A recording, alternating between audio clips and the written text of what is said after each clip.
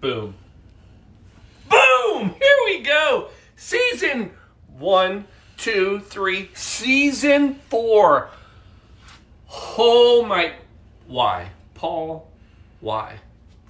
Why not? Folks, we've had tens upon tens of requests to carry it on, and we're doing it.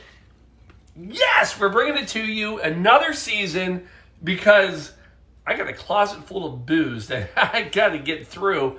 And maybe if I stop buying now, we'll get through the year. End of the year? What? I have a new challenge.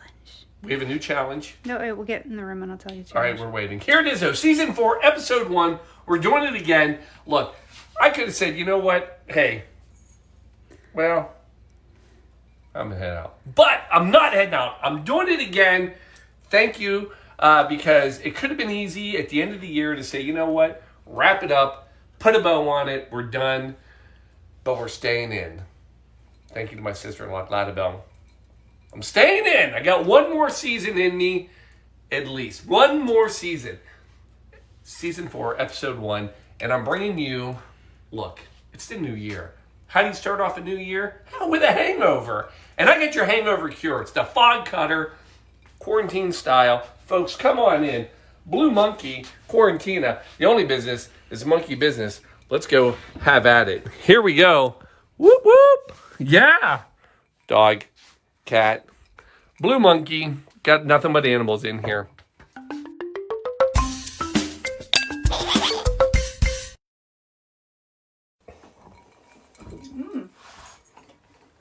we go. Hold on. Pausing. Switching mics. Good. Folks, the technology in this room is hundreds of dollars. It's just unbelievable. No, it's all good, and we're here. We're live, and we are excited about another season. Shelby's got an idea. I don't know what's going on, but we've got a challenge. Would you like to play a game? Go on. Random. This may not go for any further than this episode, but as you said, how many bottles do we have? Yeah. Maybe we make this about whittling that down, and by the end of the year, let's see what alcohol is left, what we can craft together. This is interesting and fun. Let's see where this goes. I'm not against it, because we bought a lot of stuff. I just don't know how much stuff I can make with, I don't know, say a bottle of Bowls creme de noix, other than a pink squirrel. You were there. But anyway, yeah, let's have some fun, folks. But here we are. It's our hangover edition because it's after the new year. And that's what happens after any good, fantastic new year is you have a hangover. And so what do they say? The cocktail that you have, it's called Hair of the Dog. Now, to be clear, the quote is not Hair of the Dog. The actual quote is Hair of the Dog That Bit You. And this goes back, this is like 400 BC. This is Hippocrates, that they were talking about using things that made you sick to fix you. But let's fast forward. In the 16th century, this whole Hair of the Dog That Bit You, this was literal. What would happen if you got bit by a dog that maybe had rabies? They would take literally some of the hair of the dog that bit you. Are you following me with this? Yeah. They would take it, they would make a potion, put it on the bite, and that was believed to cure you and or kill you. Like that dog. Like that dog right there. Except he doesn't have rabies. So the hair of the dog is a very literal thing, and it's believed that if you have the hair of the dog that bit you, it will cure you. Fast forward, that's the cocktail. The theory is if you have a hangover, the hair of the dog is the alcohol that got you the hangover, that got you sick. Drink more of it and you'll be fine. I love history. And I love alcohol and liquor because it is the great common denominator of society. Because as we sit here today and think, oh my God, I'm never going to drink again. What a hangover. In the 1800s, they created a line of drinks called pick-me-up cocktails. That was the new name for the hair of the dog cocktail. And One of those was called the Corpse Reviver. Are we live? Are we good? We are. We're Oh, doing well. I'm just checking. We're doing well. I saw you. I saw you looking. Yes. So these pick-me-up cocktails, again, the Corpse Reviver, these were meant to pick you back up and get you on your feet after you drank yourself to almost oblivion the night before. Now, in the 1800s, this is when it started, but in 1930, that's when we got one of the most famous, popular pick-me-up cocktails. It was the Corpse Reviver. We've done it on a show by Harry Craddock. Harry Craddock, English bartender, wrote the Savoy cocktail book. Amazing man. And this drink was said... My technology is increased. Oh, yes. Sorry, monitoring. The drink was said to raise the dead. As Harry Craddock said, though, he said, taken before 11 a.m. or whenever steam and energy are needed. This is one of the first classic hair of the dog, hangover cure drinks that were out there. Now, if you look up hair of the dog cocktails, hangover cures, pick-me-up cocktails, you'll see a whole list. The ones that pop up are anything from the Bloody Mary, Michelada. That's a great hangover cure drink. Mimosa, Death in the Afternoon. They're all great. I tried to figure out what they had in common. And obviously there's alcohol in them. Typically there's some juice in them. They're typically an easier bit of a drink. And then there's one that popped up quite a few times. And I was like, that's it. If I'm going to have a hangover cure cocktail, why wouldn't I make it a tiki drink? The Fog Cutter. Yes, the Fog Cutter has been deemed a classic and great hair of the dog cocktail drinks. And here it is. Who do we thank for this? First of all, we're going back. This is Trader Vic. Now you remember Trader Vic and Don the Beachcomber. They both were considered tiki fathers. And but this one was a Trader Vic original. He came up with this one. And the Fog Cutter, it's potent, but it's an easy drink. And I do think that is one of the purest signs of a true hair of the dog cure, Shelby. It's got to be easy drink.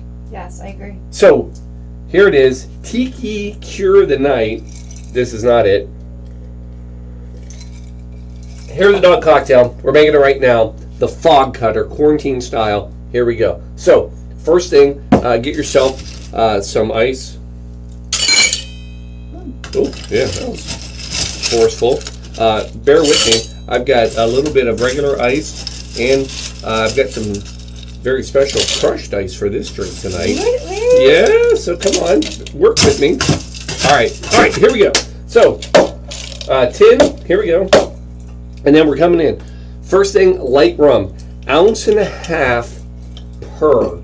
Love me some rum. So, a little white rum. Yeah, clear. Clear, white, yeah, same thing. One for me. One for Shelby. Now there's a lot of booze in it, so get ready. Then we're going to come in with gin. We're going 5 stories. Yeah, bringing it back to Cincy. We're going to go with 1/2 ounce per. That's 1 total. There's your 1. There's your gin. Then we're coming in with brandy. Yeah, not the singer. She wouldn't fit. And we only need 1/2 ounce of her. So 1/2 ounce of brandy, 1 ounce total. Doesn't that sound delicious? Love the look sound. So we got rum, we've got gin, we got brandy. Then we're going with orgeat. Now remember, orgeat is kind of this almond flavored. It makes everything smooth. It does. It just looks smooth. 1/2 ounce. Once again, 1 ounce total. It's what makes the medicine go down. There it is. So there's your 1/2. And then we've got some juice. That I will say again, that's probably one of the common denominators of a good morning, early hangover cure drink. It's got some juices in it, whether it be tomato juice in the mimosa or the Bloody Mary, the You michelada. do not put tomato juice in a mimosa. I thought you. No, orange juice, I said. Okay. So now we're coming in with, oh my gosh, I thought I didn't have my juicer. I do. We're going to go 1 orange juice. We're going to go 2 ounces of OJ in this. Nice fresh OJ. So that's 4 total. So I could have done this ahead of time, but what fun is that, folks? So you get to watch me squeeze several oranges because there was not much juice in that one. I hope I have enough oranges. Do you need another one? No. But these are carrot. They're so good. Yeah, they're delicious. They'll be fine. We've got this. Let's just play the game. We're good. I think I can get 2 out of 1. Yeah, we're gonna be fine. Just here we go. So there's 2. But we still have 1 more cocktail to make. 1 for Shelby. So about 2 ounces per orange if you're playing at home. So here we go. Knowing that, there's that.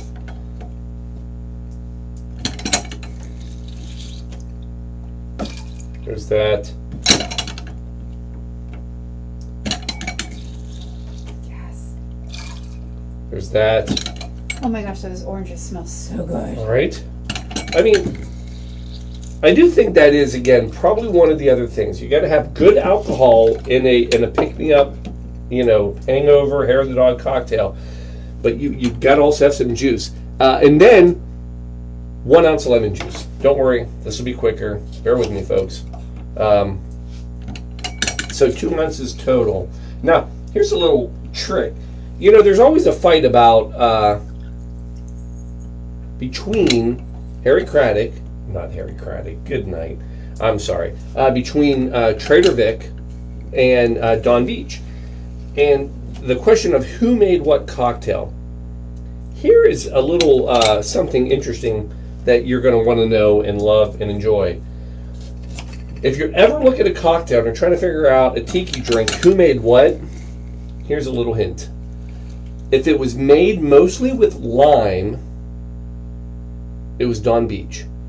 If it was lemon, Trader Vic. Oh, interesting. Yeah. I prefer lime over lemon. Well, then you're not going to like this one. Well, it's all right. I mean, Okay. I like lemon. So there you go. There's our lemon. Last thing, not really, is we've got to put in a little emergency because it's got our orange in it. It's going to work perfectly. And for a hangover, folks, emergency, saving hangovers since like 400 BC. Hippocrates actually had a very early patent on emergency. It just didn't transfer well. So anyway, emergency, there you go, saving hangovers and lives. And then we're coming in, and I don't need that. I need this. Here we go. I'm here. I'm all right. I'm good. Folks, give it a shake.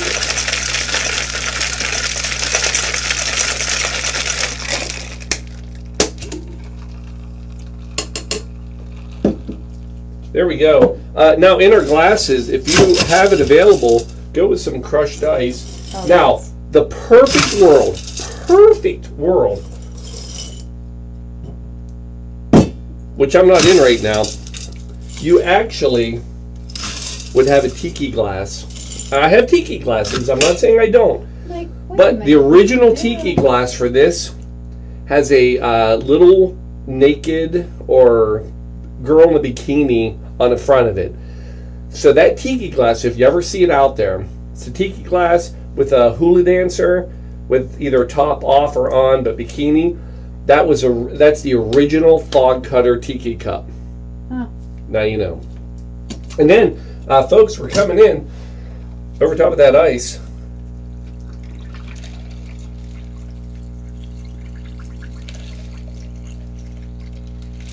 Now don't fill it all the way up because we're not done making this drink. The last piece of this is sherry. Who? Sherry. Got brandy, got sherry, got a lot of women in this drink. No, you're going to go with sherry, and you're going to do a small pour, a float, if you can, on top.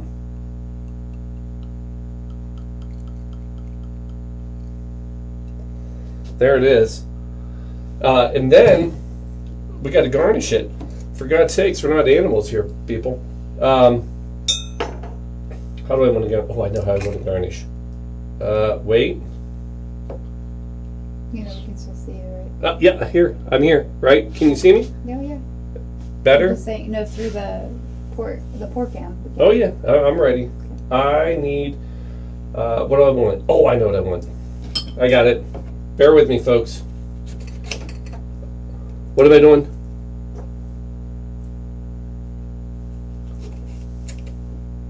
Here we go. Folks, we are making tonight. So this year, this season, I want to up our game. So we are going to do a few better garnishes. Can you see my garnish here? Where do I need to be? You're fine. Am I fine? All right. I mean, what are you looking for? We can see you in the overhead because we can't see you on the... I'm going to get 2 leaves. I can't see you on the front camera. Sorry, 2 mint leaves. We can see you in the overhead, though.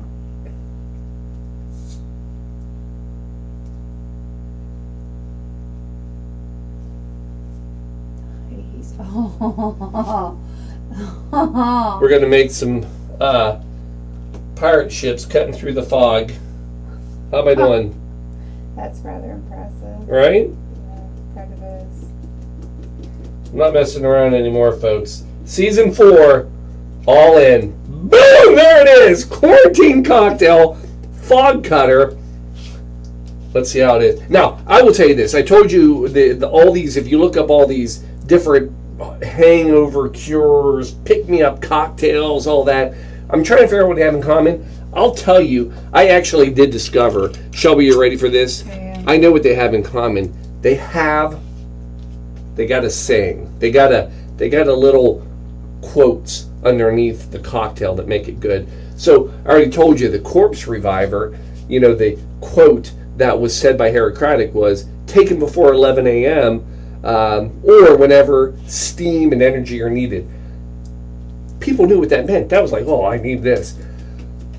The Fog Cutter is a pick-me-up cocktail and hangover cure because it's got its own saying. And the saying came from Trader Vic, and Trader Vic said this. So for the Fog Cutter, he said, hell, after 2 of these, you won't even see the stuff anymore. Yeah. That's how good this is. Matter of fact, there was a limit of 2 of these per customer when they first came out. How is it?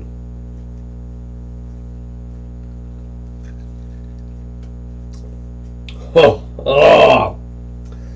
Yeah, that'll cut through any hangover you have. Look at this bad boy. Boop, boop.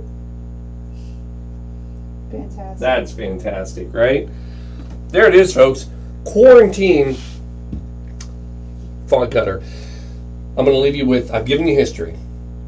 So I will tell you, this year, this season, we're going to do things. So one, we're going to shoot for every Sunday. They may not happen. We're bringing in some guest bartenders from our travels, right? We're going to have some special episodes. We've already got some travel spots, so that'll make it fun. I'm going to step up the garnishing, so that's going to happen. I'm also going to give you some science every once in a while. So, for instance, tonight, so there's this science behind the hangover. Did you know this?